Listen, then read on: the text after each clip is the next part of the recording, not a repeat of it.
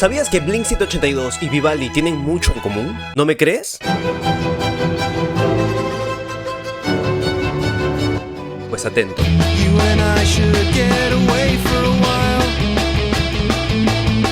¿Te diste cuenta? Si pensabas que la música de Blink es solamente ruido, déjame decirte que te equivocas. En realidad es un sistema sonoro altamente eficiente y que puede ayudarte a ser más productivo. Pero por otro lado, tiene algo que no está tan bueno. Hola, mi nombre es David y esto es David MP3.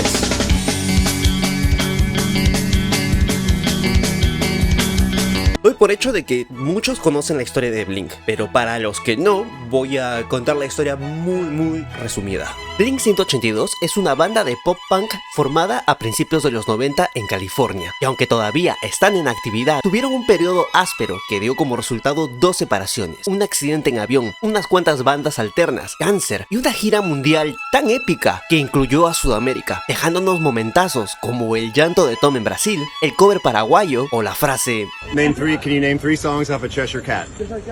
Ok, ya tenemos claro qué es Blink, pero ¿por qué su música es tan adictiva? A diferencia de otros varios artistas o grupos consagrados en esa época, Blink siempre estuvo detrás de la línea de producción de sus canciones, llegando a considerar a Jerry Finn, su productor musical por antonomasia, como el cuarto miembro de la banda. Y me atrevo a decir que desde la muerte de Jerry, Blink ha quedado a la deriva. El trabajo con John Feldmann o el propio Travis ya no explora sonidos de manera genuina y con un tiempo prudente. Tampoco hay dinero para videoclips. La nueva industria musical se fundamenta en velocidad y viralidad. Ojo, no es que Blink rechace la viralidad, por supuesto que lo hacen, y lo más fascinante es que lo hicieron desde una forma independiente. Claro, hoy en día es muy sencillo, todos son independientes, pero créeme que a inicios de los 2000 eso no era muy común. Mark, Tom y Travis han demostrado ser buenos músicos y empresarios, desde la forma en la que están organizadas y constituidas sus empresas,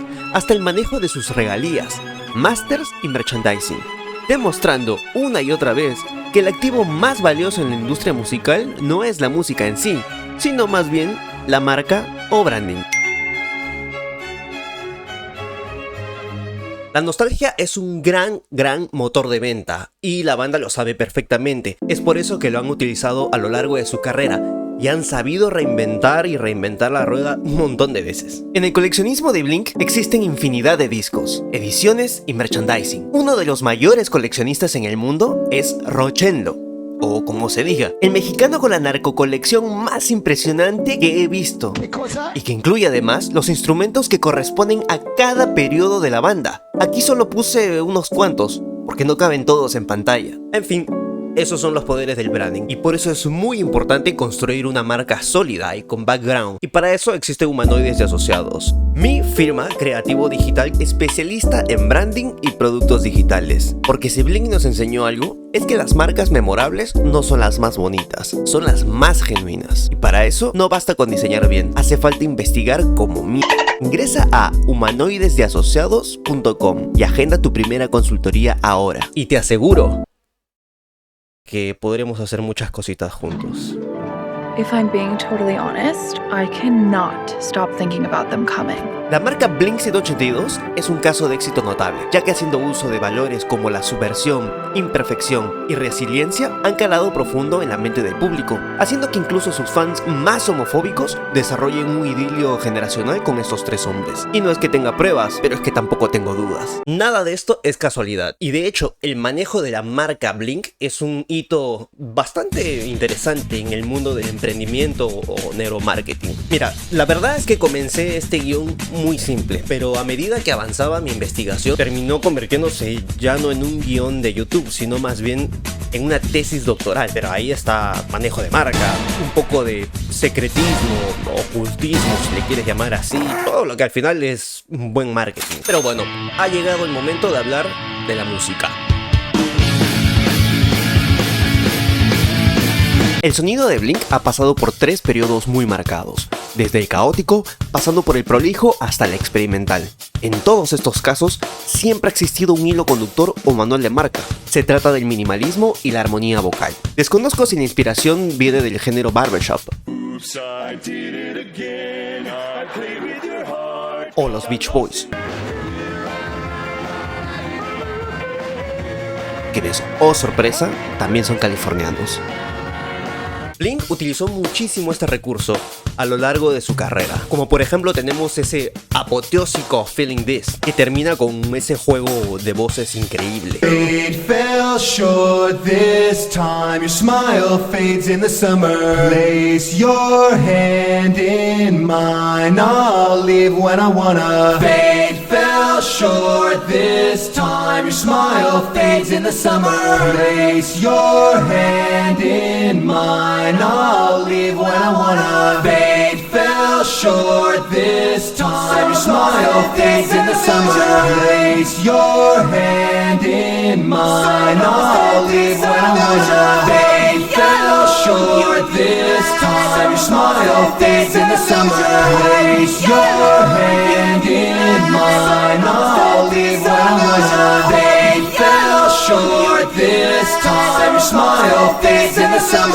Place your hand in mine, I'll leave when I wanna. No lo sé tú, pero yo la primera vez que oí esa canción me quedé como con energía, enamorado, quería montar skate, me quería declarar una chica, no sabía qué carajo hacer con mis 13 años. Y es que realmente estaba bajo el influjo de la dopamina y la adrenalina en un cóctel, pero así brutal. ¿Pero por qué pasa esto? Bueno, ¿recuerdas la referencia del inicio?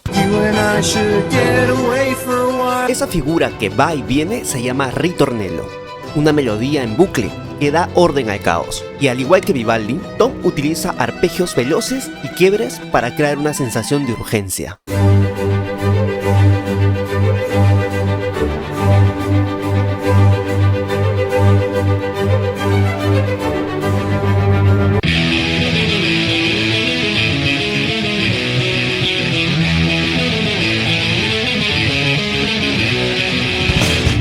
Vivaldi no es el único, pero sí el más famoso, y si quieres oír pop punk del siglo XVIII, debes buscar música barroca en allegro. ¿Y qué es allegro? Simplemente es una forma de describir la velocidad y el carácter de la música. Tienes allegro para ir rápido y alegre.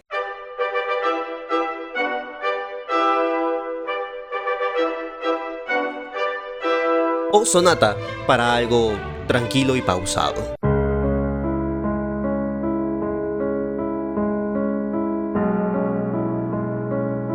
El allegro suele ir entre 120 y 140 BPM, lo que pone a tu cerebro en un estado de alerta. Travis va a 170 o 180 BPM, y es aquí donde se da algo llamado pulso subyacente, cuando el cerebro no es capaz de procesar tanta información rápida y sin estresarse, por lo que busca el tactus, un latido interno que corta el tiempo a la mitad, y eso es lo que hacen los DJs cuando mezclan en vivo. Existe otro elemento dentro de la fórmula que es bastante importante, y es la dopamina. Pues la producción constante o la búsqueda constante de segregación de dopamina puede resultar adictivo y a la larga también genera problemas como depresión.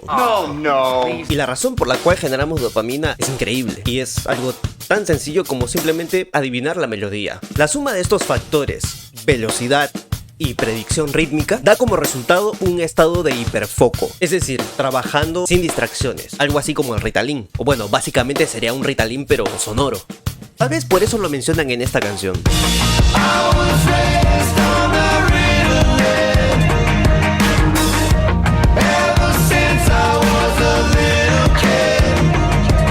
Bueno, y para quien no sepa, el Ritalin es la medicación que utilizan para las personas con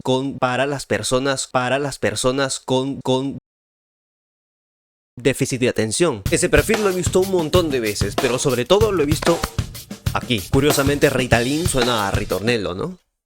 Ahí hay algo. Sea con fármacos, sea con música, la idea es evitar el ruido mental. Pero a ver, ¿es eso positivo? Si me pongo en el discurso de el mundo está mal, está horrible y no lo quiero ver, ¿es acaso Blink la solución a esa angustia?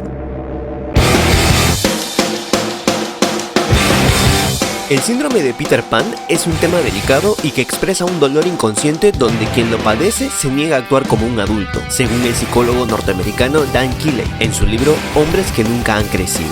Los niños viven en el plano de la fantasía y está súper bien. Raro sería ver a un niño preocupado por el dólar o por la captura de Maduro. Igual de raro se ve un adulto que va de sus responsabilidades. Por si no lo sabías, la canción What's My Age Again, la cual ya es un himno de la banda, tenía por título Peter Pan Complex. Luego se cambió. ¿Y por qué? Pues no lo sé. Pero eso demuestra que la banda sí conocía del tema, y no es un hecho casual. Incluso la propia letra de la canción celebra la inmadurez. Así no conozcas el idioma, la intención con la que se canta, la forma en la que se canta, sí es recibido por el inconsciente. Y en una repetición constante puede hasta reprogramar el cerebro. ¿No leíste El Secreto acaso? Entonces, ¿es Blink 182 saludable? Por supuesto que sí, en la medida que lo uses como combustible y no como refugio. La dopamina, el hiperfoco, al igual que el ritornelo, son herramientas reales y los propios Mark, Tom y Travis la usaron para construir una carrera. Por eso la próxima vez que escuches esa música, recuerda simplemente cómo actúa en tu cerebro, y al tomar conciencia de ello, estarás actuando con madurez. Pues bien, si te ha gustado, por favor suscríbete, compártelo y comenta si es que te gustaría ver una segunda parte. Yo soy David y nos vemos en un próximo video.